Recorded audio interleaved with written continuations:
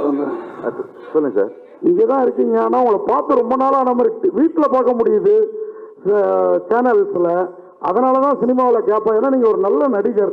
என்ன சொல்ல போனால் ஹீரோவுக்கு ஈக்குவலான நடிகர் நீங்கள், எந்த ஹீரோவாக இருந்தாலும். ஏன் சினிமாவில் ஒரு கேப் விட்டு வச்சுருக்கீங்க இப்போ? இல்லை சார், அது நானாக எதுவும் பிளான் பண்ணல சார். அதுவாக உங்களுக்கு தெரியும். ஆக்சுவலாக என்ன சொல்லணும்னா உண்மையை சொல்லிடுறேன். இப்போ கேட்டிருக்கீங்க, என்னோட ஃபர்ஸ்ட் ரிலீஸ் கலகலப்பு, அதுக்கப்புறம் பார்த்தீங்கன்னா பீஸா, சூதுகோபம், ஜெகர்தண்டா, இன்டர்நெட் நாளை, யாமருக்க பயமே. ஸோ நான் என்ன நினச்சேன்னா இப்படி தான் இருக்கும் சினிமான்னு நினச்சேன். எல்லாமே பிளாக் பஸ்டர்.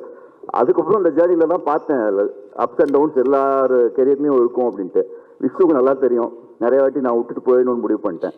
சினிமா வேண்டாம் எனக்கு, நான் இது மாதிரிலாம் பார்த்தது இல்லை. இந்த மாதிரி என்னென்னா சக்ஸஸ்ஃபுல் ட்ரீட்மெண்ட் வர மாதிரி இருக்கும், டவுன்ஃபாலில் ஒரு மாதிரி இருக்கும். பட் நான் போயிடணும்னு நினச்சேன். விஷ்ணு தான் பிடிச்சி இல்லை நீ பண்ணு, இப்படி தான் இருக்கும் கெரியரில். சில படம் நல்லா வெற்றி பெறும், இதில் மிக்ஸாக தான் இருக்கும். பட்டு போகாத, நீ நல்லா ஆர்டிஸ்ட் அப்படின்னு சொல்லி என்னை எழுத்து பிடிச்சி இப்போ எப்படி பண்ணியிருக்காருன்னா அவரோட கம்பெனிலேயே அடுத்த மாதம் டே கிளாஸ் இருக்குது எனக்கு. அவனுக்கு தெரியும். ஸோ கட்டா குஸ்தி 2வும் இன்னொரு படமும்.